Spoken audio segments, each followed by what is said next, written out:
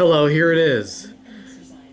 I'm getting 3 to 7 inches of snow because it's still snowing. It's supposed to go today and tomorrow.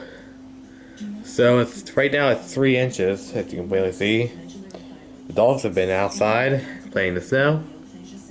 You can see there's snow over there. More snow. Yes, it's a doozy outside. You see the trees over there. So yeah, this is more of the winter blizzard. The snow blizzard on the first day of spring. You can see over here, the trees are right over there. More snow over there. Yeah. So yeah.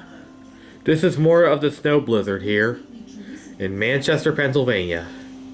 See you later.